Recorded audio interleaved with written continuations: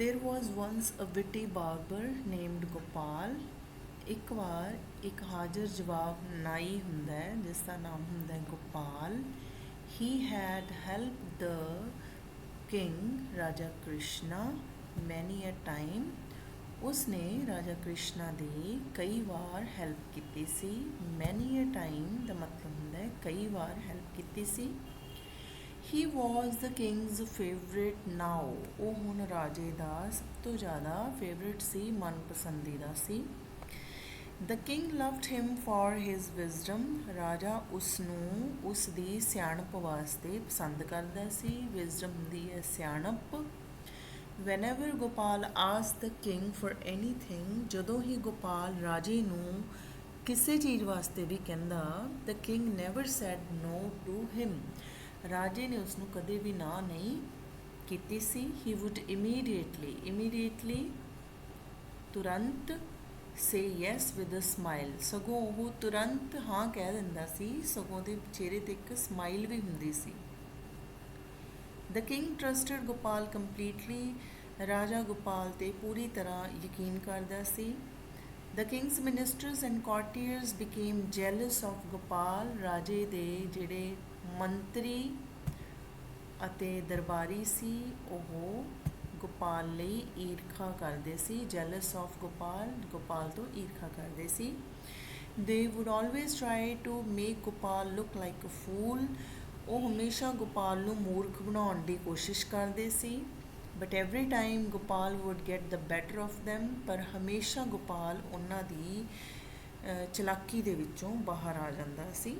He would make them all look like complete fools. ਸਗੋਂ ਉਹ ਉਹਨਾਂ ਨੂੰ ਮੂਰਖ ਬਣਾ ਦਿੰਦਾ ਸੀ. One day the ministers and the courtiers thought of a plan. ਇੱਕ ਦਿਨ ਮੰਤਰੀਆਂ ਅਤੇ ਦਰਬਾਰੀਆਂ ਨੇ ਇੱਕ ਯੋਜਨਾ ਬਾਰੇ ਸੋਚਿਆ. thought. They decided to talk to the king when Gopal was not around. ਉਹਨਾਂ ਨੇ ਰਾਜੇ ਨਾਲ ਗੱਲ ਕਰਨ ਦਾ ਫੈਸਲਾ ਕੀਤਾ ਜਦੋਂ ਗੋਪਾਲ ਕੋਲੇ ਨਹੀਂ ਸੀ. One of them said to the king. ਉਹਨਾਂ ਵਿੱਚੋਂ ਇੱਕ ਨੇ ਰਾਜੇ ਨੂੰ ਕਿਹਾ, Your Majesty, you trust Gopal too much. ਤੁਸੀਂ ਗੋਪਾਲ 'ਤੇ ਬਹੁਤ ਜ਼ਿਆਦਾ ਯਕੀਨ ਕਰਦੇ ਹੋ. He gets away with so many things because you say yes to whatever he says. ਉਹ ਕਈ ਚੀਜ਼ਾਂ ਇੱਦਾਂ ਹੀ ਪ੍ਰਾਪਤ ਕਰਕੇ ਚਲਾ ਜਾਂਦਾ ਹੈ ਸਿਰਫ ਇਸ ਕਰਕੇ ਕਿ ਉਹ ਜੋ ਵੀ ਕੁਝ ਕਹਿੰਦਾ ਹੈ ਤੁਸੀਂ ਉਸਨੂੰ ਹਾਂ ਕਰ ਦਿੰਦੇ ਹੋ. If for once you say no to what he says, you will see that he cannot solve any of your problems.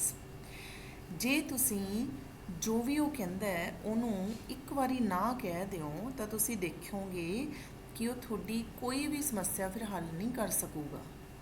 The king thought for a while and then said, for a while. ਥੋੜੇ ਪਲ ਲਈ, ਇੱਕ ਪਲ ਲਈ ਉਹਨੇ ਸੋਚਿਆ. Then said, you are all jealous of him. ਤੁਸੀਂ ਸਾਰੇ ਉਸ ਤੋਂ ਈਰਖਾ ਕਰਦੇ ਹੋ. In spite of what you say, I know he is very clever and witty. In spite of ਦਾ ਮਤਲਬ ਹੁੰਦਾ ਹੈ ਦੇ ਬਾਵਜੂਦ.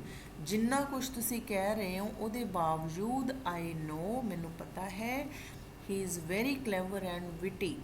ਉਹ ਬਹੁਤ ਜ਼ਿਆਦਾ ਚਲਾਕ ਅਤੇ ਹਾਜ਼ਰ ਜਵਾਬ ਹੈ. witty, ਹਾਜ਼ਰ ਜਵਾਬ.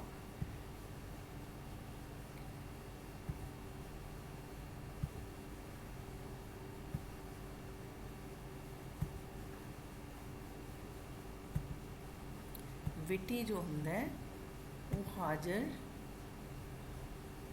ਜਵਾਬ ਹੁੰਦਾ ਹੈ ਜਿਸ ਕੋਲ ਹਰ ਗੱਲ ਦਾ ਜਵਾਬ ਹੋਵੇ. witty.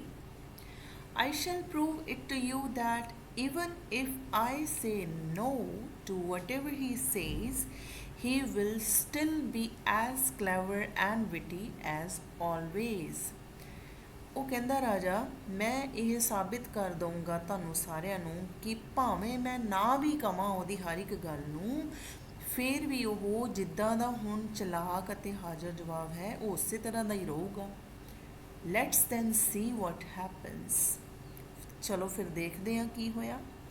All the ministers and the courtiers went away very pleased. Pleased मतलब खुश होके चले गए ਉੱਥੋਂ ਸਾਰੇ ਜਣੇ. They were certain, ਉਹਨਾਂ ਨੂੰ ਪੱਕਾ ਯਕੀਨ ਸੀ that the king would find Gopal neither clever nor witty. ਉਹਨਾਂ ਨੂੰ ਪਤਾ ਸੀ ਕਿ ਰਾਜਾ ਜਿਹੜਾ ਹੈ ਉਹਨੂੰ ਜਦੋਂ ਨਾ ਕਰਨਾ ਸ਼ੁਰੂ ਕਰ ਦੇਗਾ ਤਾਂ ਫਿਰ ਉਹ ਜਿਹੜਾ ਗੋਪਾਲ ਹੈ ਉਹ ਨਾ ਤਾਂ ਚਲਾਕ ਰਹੂਗਾ ਨਾ ਹੀ ਹਾਜ਼ਰ ਜਵਾਬ ਰਹੂਗਾ. The next day Gopal arrived at the court. ਅਗਲੇ ਦਿਨ ਗੋਪਾਲ ਅਦਾਲਤ ਵਿੱਚ ਦਰਬਾਰ ਵਿੱਚ ਆਇਆ. He noticed the ministers and courtiers giggling at his back. Giggling ਦਾ ਮਤਲਬ ਕੀ ਹੁੰਦਾ? Giggling ਦਾ ਮਤਲਬ ਹੁੰਦਾ ਕਿ ਤੁਸੀਂ ਕਿਸੇ ਦਾ ਮਜ਼ਾਕ ਉਡਾ ਰਹੇ ਹੋ ਜਾਂ ਤੁਹਾਨੂੰ ਕੋਈ ਗੱਲ ਪਤਾ ਹੈ ਉਹ ਤੇ ਤੁਸੀਂ ਹੱਸ ਰਹੇ ਹੋ ਮਜ਼ਾਕ ਉਡਾ ਕੇ, ਠੀਕ ਹੈ. ਤਾਂ ਉਹਨੇ ਧਿਆਨ ਦਿੱਤਾ, ਨੋਟਿਸ ਕੀਤਾ ਉਹਨੇ ਧਿਆਨ ਦਿੱਤਾ ਜਦੋਂ ਦਰਬਾਰ ਦੇ ਅੰਦਰ ਆਇਆ ਹੈ ਕਿ ਮਿਨਿਸਟਰਸ ਤੇ ਕੋਰਟੀਅਰਸ ਤੇ ਉਹਦੀ ਪਿੱਠ ਪਿੱਛੋਂ ਦੀ ਹੱਸੀ ਜਾ ਰਹੇ ਹੈ. He at once knew there was something fishy, so he decided to be careful. ਉਹਨੂੰ ਪਤਾ ਸੀ ਕਿ ਕੁਛ ਨਾ ਕੁਛ ਤਾਂ ਕੋਈ ਘਪਲਾ ਕੋਈ ਗੱਲ ਤਾਂ ਹੈ, ਇਸ ਕਰਕੇ ਉਸਨੇ ਧਿਆਨ ਰੱਖਣ ਦਾ ਫੈਸਲਾ ਕੀਤਾ. The king, the courtiers and the ministers started discussing the usual issues. ਰਾਜਾ ਦਰਬਾਰੀ ਤੇ ਮੰਤਰੀ ਆਮ ਜੀਆਂ ਗੱਲਾਂ ਜਿਹੜੀਆਂ ਸੀ ਯੂਜੂਅਲ ਇਸ਼ੂਜ਼ ਹੁੰਦੇ ਨੇ. ਯੂਜੂਅਲ ਇਸ਼ੂਜ਼ ਹੁੰਦੇ ਨੇ ਮੈਟਰਸ, ਮਸਲੇ. ਯੂਜੂਅਲ ਹੁੰਦੇ ਨੇ ਆਮ ਮਸਲਿਆਂ ਨੂੰ ਉਹਨਾਂ ਨੇ ਵਿਚਾਰ ਵਟਾਂਦਰਾ ਕਰਨਾ ਸ਼ੁਰੂ ਕੀਤਾ. The king wanted to know how the people of his kingdom could be made wise and intelligent. ਰਾਜਾ ਜਾਣਨਾ ਚਾਹੁੰਦਾ ਸੀ ਕਿ ਉਹਦੇ ਜਿਹੜੀ ਰਾਜਧਾਨੀ ਹੈ, ਉਹਦੇ ਜਿਹੜੇ ਲੋਕ ਨੇ ਉਹਨਾਂ ਨੂੰ ਕਿਵੇਂ ਸਿਆਣੇ ਤੇ ਹੁਸ਼ਿਆਰ ਬਣਾਇਆ ਜਾ ਸਕਦਾ ਹੈ. Gopal stepped forward with a suggestion. Gopal ਅੱਗੇ ਵਧਿਆ, ਇੱਕ ਸੁਝਾਅ ਸੀ ਉਹਦੇ ਕੋਲੇ. He said, ਉਹਨੇ ਕਿਹਾ, Your Majesty, I think we should ask them to have a discussion on some topic every day for 1 hour at least. ਉਹਨੂੰ ਕਹਿੰਦਾ, ਮਹਾਰਾਜ ਮੈਨੂੰ ਲੱਗਦਾ ਹੈ ਕਿ ਸਾਨੂੰ ਲੋਕਾਂ ਨੂੰ ਕਹਿਣਾ ਚਾਹੀਦਾ ਹੈ ਕਿ ਕਿਸੇ ਵੀ ਟੌਪਿਕ ਦੇ ਉੱਤੇ ਹਰ ਰੋਜ਼ ਡਿਸਕਸ਼ਨ ਕਰਿਆ ਕਰਨ, ਘੱਟੋ ਘੱਟ 1 ਘੰਟੇ ਵਾਸਤੇ. The king looked at Gopal and said no. ਰਾਜੇ ਨੇ ਗੋਪਾਲ ਵੱਲ ਦੇਖਿਆ ਤੇ ਕਹਿੰਦਾ ਨਹੀਂ. ਕਿਉਂ ਕਿਹਾ ਨਹੀਂ? ਪਹਿਲਾਂ ਯੈਸ ਕਹਿੰਦਾ ਸੀ, ਨੋ ਇਸ ਕਰਕੇ ਕਿਹਾ ਕਿਉਂਕਿ ਦੇਖਣਾ ਚਾਹੁੰਦਾ ਸੀ. ਮੰਤਰੀਆਂ ਤੇ ਦਰਬਾਰੀਆਂ ਨੇ ਸਿਖਾਤਾ ਸੀ ਨਾ ਉਹਨੂੰ, ਰਾਜੇ ਨੂੰ, ਕਿ ਤੁਸੀਂ ਨਾ ਹੀ ਕਹਿਣਾ. ਤਾਂ ਉਹਨੇ ਕਿਹਾ no. Gopal was shocked because the king had never said no to him. Gopal ਨੂੰ ਬੜਾ ਹੈਰਾਨੀ ਹੋਈ, ਧੱਕਾ ਲੱਗਿਆ ਕਿਉਂਕਿ ਰਾਜਾ ਤਾਂ ਉਹਨੂੰ ਕਦੇ ਨਾ ਨਹੀਂ ਕਹਿੰਦਾ ਸੀ. He thought a little and then said, ਉਹਨੇ ਥੋੜ੍ਹਾ ਜਿਹਾ ਸੋਚਿਆ ਤੇ ਫਿਰ ਕਹਿੰਦਾ, Your Majesty, don't you think a friendly discussion would help people think clearly? ਮਹਾਰਾਜ, ਕੀ ਤੁਹਾਨੂੰ ਨਹੀਂ ਲੱਗਦਾ ਕਿ ਜੇ ਲੋਕ ਫਰੈਂਡਲੀ ਡਿਸਕਸ਼ਨ ਕਰਨਗੇ, ਫਰੈਂਡਲੀ ਡਿਸਕਸ਼ਨ ਉਹ ਹੁੰਦੀ ਹੈ ਜਿਹਦੇ ਵਿੱਚ ਕਿ ਅਸੀਂ ਸਿਰਫ ਆਪਦੇ ਵਿਚਾਰ ਕਿਸੇ ਚੀਜ਼ 'ਤੇ ਪ੍ਰਗਟ ਕਰਦੇ ਹਾਂ ਪਰ ਅਸੀਂ ਲੜਾਈ ਝਗੜਾ ਨਹੀਂ ਕਰਦੇ. ਤਾਂ ਉਹ ਕਹਿੰਦਾ ਕਿ ਮਹਾਰਾਜ ਤੁਹਾਨੂੰ ਨਹੀਂ ਲੱਗਦਾ ਕਿ ਆਪਾਂ ਲੋਕ ਜਿਹੜੇ ਹੈ ਜਦੋਂ ਇੱਕ ਦੂਸਰੇ ਨਾਲ ਵਿਚਾਰ ਵਟਾਂਦਰਾ ਕਰਨਗੇ ਤਾਂ ਉਹ ਜ਼ਿਆਦਾ ਵਧੀਆ ਸੋਚਣਗੇ. They will also gain confidence in themselves. ਉਹਨਾਂ ਦੇ ਵਿੱਚ ਕੌਨਫੀਡੈਂਸ ਵੀ ਆਊਗਾ, ਵਿਸ਼ਵਾਸ, ਆਤਮ ਵਿਸ਼ਵਾਸ ਵੀ ਆ ਜਾਊਗਾ ਜਦੋਂ ਡਿਸਕਸ਼ਨ ਕਰਾਂਗੇ. ਹੁਣ ਕਲਾਸਿਸ ਦੇ ਵਿੱਚ ਤੁਸੀਂ ਡਿਸਕਸ਼ਨ ਨਹੀਂ ਕਰਦੇ, ਡਿਸਕਸ਼ਨ ਨਾ ਕਰਨ ਕਰਕੇ ਬਹੁਤ ਸਾਰੇ ਬੱਚਿਆਂ ਦੇ ਵਿੱਚ ਆਤਮ ਵਿਸ਼ਵਾਸ ਦੀ ਕਮੀ ਹੈ.